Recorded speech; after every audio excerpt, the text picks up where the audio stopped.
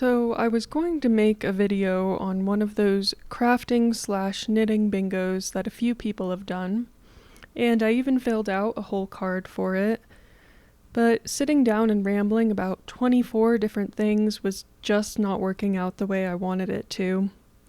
In other words, it was immensely boring and went on for way too long. And I will admit it is a bit late in the year to be making goals. It is May 2nd as I'm making this, but here I am anyway. I'm just going to say that these are general goals, not in any particular order, and definitely not goals I want to finish by the end of the year. Considering my general energy levels and propensity to stress out over the smallest of deadlines, that's really not a good idea. I'm going to go over just 3 of these goals in this video so I can delve into them a bit more, and maybe in the future I'll go over a few more at a time here and there if this turns out to be a good format. So I'll stop rambling now and get into my first knitting goal.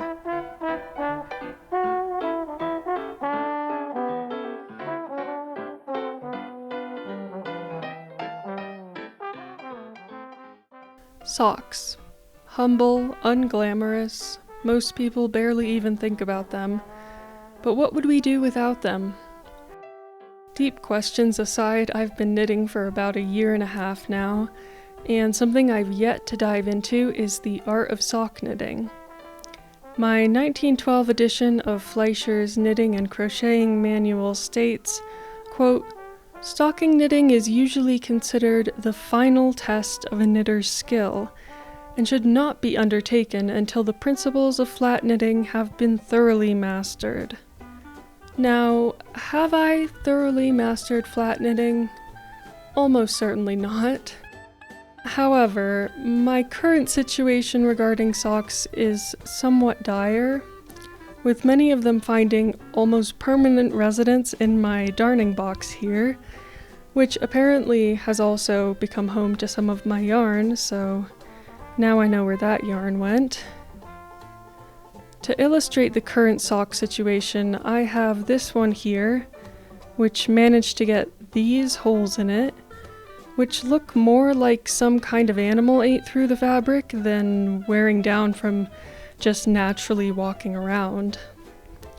I swear they were almost new, and then I looked down one day and half of the heel was just gone. It just disappeared.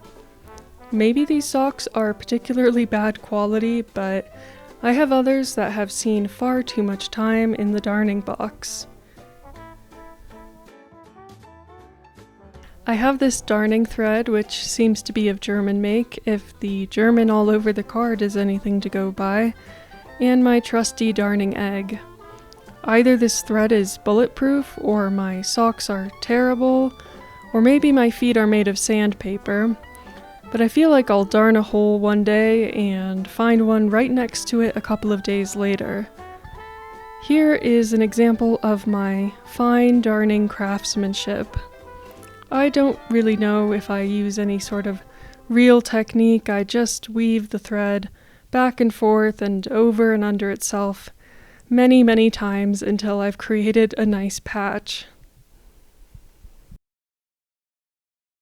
Having shown you all the exciting contents of my darning box, let's go ahead and put that away so I can ignore my hole-ridden socks for another month.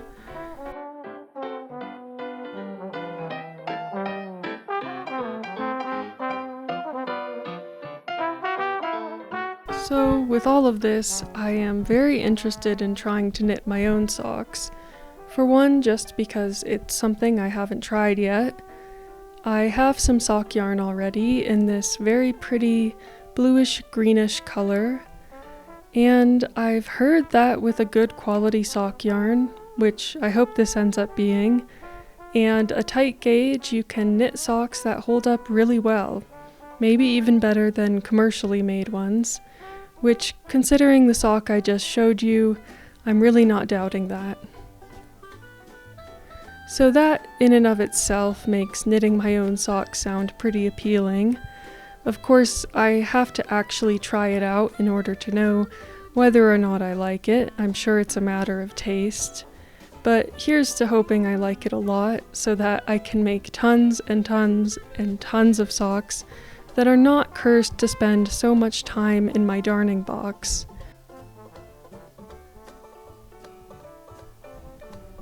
The other appeal of sock knitting for me is the ability to make interesting socks and also being able to try out some of my vintage patterns. This 1922 knitting book from my collection has a whole section on golf stockings, and I figure the length can be easily shortened to have a calf or ankle length sock.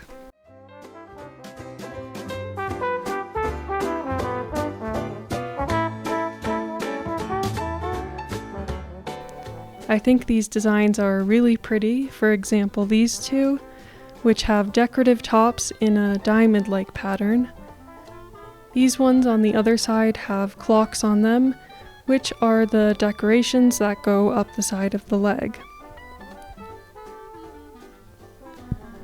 Regardless of how much I like these though, I should probably start with a modern pattern if I want to end up with something that resembles a sock and that fits my foot.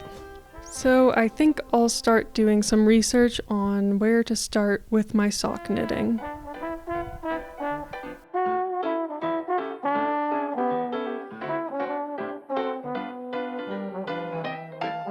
The second thing on my list of goals I've titled the Pensacola Sweater Redemption, which I'm sure sounds a bit dramatic, but given my experience with this project, I think the title works. This is what the sweater currently looks like because I frogged it. This was the very first attempt I made at knitting a sweater, which wasn't long after I first started knitting. I kind of jumped straight from making a square of garter and stockinette stitch to making an entire sweater. At least that's what I intended to do. And several mistakes were made, possibly beginning with the choice to knit an antique pattern from 1918. This one is from Fleischer's Manual, and as you can see, it has less than half a page's worth of instructions. And while that doesn't intimidate me as much now, it really was not the best choice for my first pattern. The next issue was that I bought yarn secondhand, which shouldn't be a problem if you're careful about moths and such, but I failed to realize that this particular yarn was discontinued, so I had no way to buy more of it.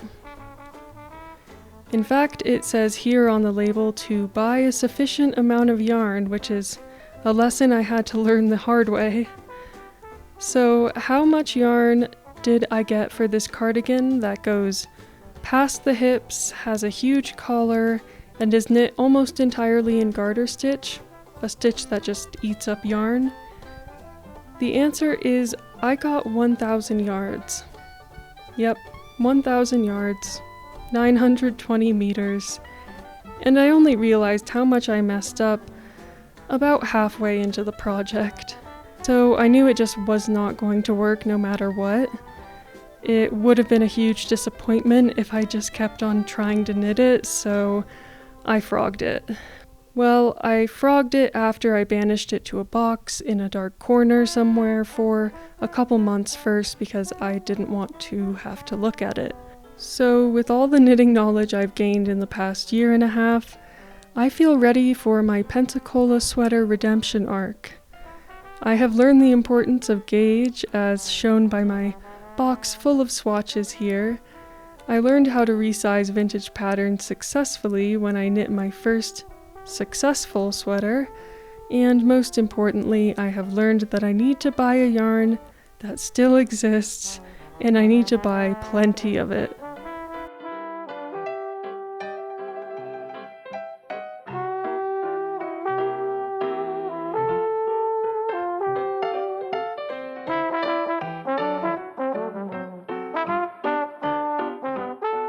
My final goal I'll talk about in this video is I'd like to knit or crochet a pattern from pre-1900. The oldest knitting and crochet book I have in my collection is this Utopia yarn book, which was published in 1904. There are definitely patterns in this one I'd like to try at some point, but I would like to go even further back in time into the Victorian era. Most of the challenge there lies in the fact that the further back in time you go, the more confusing and vague the patterns usually become. But I've seen some very interesting Victorian era patterns I'd like to try. Most of the examples come from the Weldon's Practical Needlework books, some of which you can find on the Internet Archive. I'll go through some of the Victorian pattern ideas I've found so far. First, there are these needle caps, which actually seem like a very useful item. They're basically knitted covers that go over wine corks, which you then stick your needles in, and funnily enough, I already have been using wine corks as needle stoppers, and they do work quite well. This pattern is clever though, because the knitted covers connects the two corks with a braid so that they can stay together, which is something I've had trouble with these plain corks that I use, as they often try to roll off the table when I put them aside. Next are a couple knitted bags. This one is a coin purse with a checkerboard pattern, and the other is called a harlequin string case.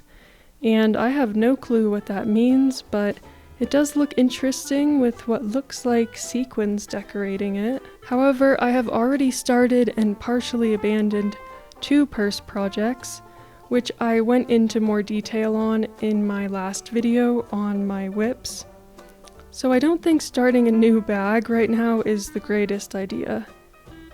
Finally, and possibly my favorite pattern, is one for a pin cushion or emery cushion. This one is shaped like a strawberry, which I just love so much, and even though I already have a couple of pin cushions, they are simply not shaped like strawberries, and not to be dramatic, but I think that is a crime. This pattern also has the clever idea of making the leaves out of fabric and having them act as needle books, which would be perfect for keeping pins and needles separate and a little easier to find. I hope you enjoyed this video about just 3 of my knitting goals. I hope I can work on some of these soon, but I do have plenty of things on my needles and hooks currently. Whatever the case, if you'd like to see where my projects are headed in the future, I hope you'll subscribe to follow along, and thanks again for watching. Bye.